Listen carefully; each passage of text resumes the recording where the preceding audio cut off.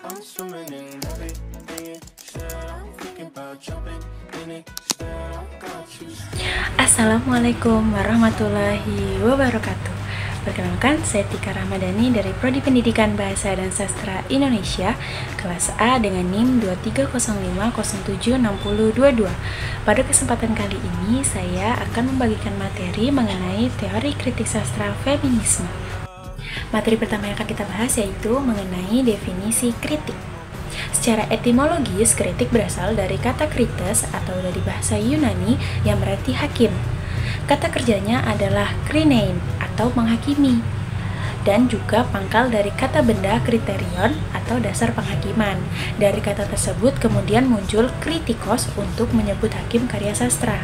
Kritik sastra feminis adalah pendekatan kritikal yang berfokus pada pengalaman perempuan dalam berbagai karya sastra.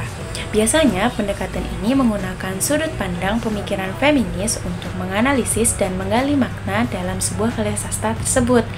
Jadi, secara sederhana, kritik sastra feminis memandang sastra dengan kesadaran khusus terhadap peran jenis kelamin dalam budaya, sastra, dan kehidupan kita. Selanjutnya yaitu ada konsep. Konsep penting yang perlu dipahami dalam rangka membahas masalah kaum perempuan adalah membedakan antara konsep seks atau jenis kelamin dan konsep gender. Kemudian ada pengertian jenis kelamin merupakan penafsiran atau pembagian dua jenis kelamin manusia yang ditentukan secara biologis yang melekat pada jenis kelamin tertentu. Misalnya jenis kelamin laki-laki adalah manusia yang memiliki jakala atau kala menjing dan memproduksi sperma. Konsep gender yakni suatu sifat yang melekat pada kaum laki-laki maupun perempuan yang dikonstruksi secara sosial maupun kultural. Misalnya bahwa perempuan itu dikenal lemah lembut, cantik, emosional, atau keibuan, sementara laki-laki dianggap kuat, rasional, jantan, dan perkasa. Ciri dari sifat itu sendiri merupakan sifat-sifat yang dapat dipertukarkan. Materi selanjutnya yaitu mengenai ragam. Dalam perkembangannya ada beberapa ragam kritik sastra feminis.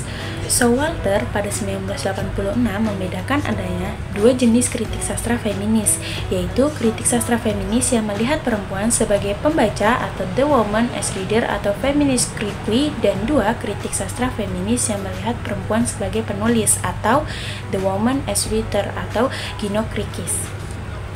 Kemudian ada kritik sastra memiliki aliran perempuan sebagai pembaca atau woman as reader, memfokuskan kajian pada citra atau stereotipi perempuan dalam sastra, pengabaian dan kesalahpahaman tentang perempuan dalam kritik sebelumnya, dan celah-celah dalam sejarah sastra yang dibentuk oleh laki-laki atau Showalter pada tahun 1986-130.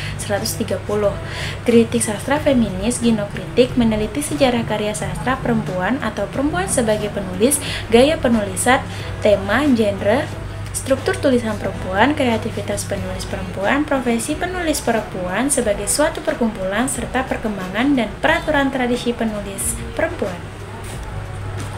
Selanjutnya yaitu ada jenis kritik sastra feminis tersebut. Membedakan adanya tiga jenis kritik sastra feminis, yaitu yang pertama kritik feminis psikoanalisis dengan tokoh antara lain Julia Kristeva, Monique Wittig, Helena Chisos, Luce Irigaray, Marie Daly, dan yang kedua ada kritik sastra feminis Marxis dengan tokoh antara lain Michelle Barrett dan Patricia Stubbs. Dan yang ketiga ada kritik feminis hitam dan lesbian dengan tokoh antara lain Barbara Smith, Ellie Bulkin, dan Barbara Greer. Lalu ada penerapan. Penerapan kritik sastra feminis pada umumnya sama dengan tahapan kritik sastra lainnya. Secara sistematik, kegiatan diawali dengan kegiatan sebagai berikut. Yang pertama, memilih dan membaca karya sastra yang akan dianalisis dan dinilai kelebihan dan kekurangannya.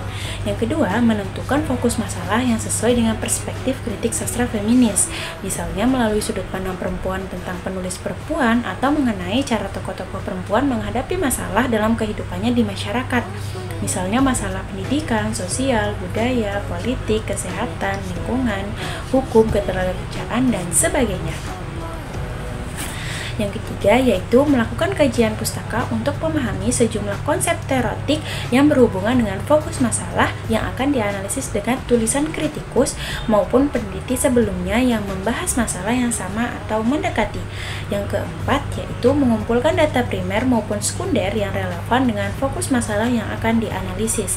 Data primer berasal dari karya sastra dan pengarang yang karyanya akan dianalisis, sementara data sekunder berasal dari berbagai sumber informasi seperti buku, referensi, artikel, laporan penelitian, maupun hasil pengamatan langsung di lapangan yang relevan dengan masalah yang akan dianalisis. Yang kelima yaitu menganalisis data dengan menggunakan perspektif kritik sastra feminis. Dalam hal ini dapat dipilih ragam kritik sastra feminis yang sesuai dengan masalah yang akan dianalisis. Yang keenam yaitu menginterpretasikan dan memberikan penilaian terhadap hasil penelitian sesuai ragam kritik sastra feminis yang dipilih.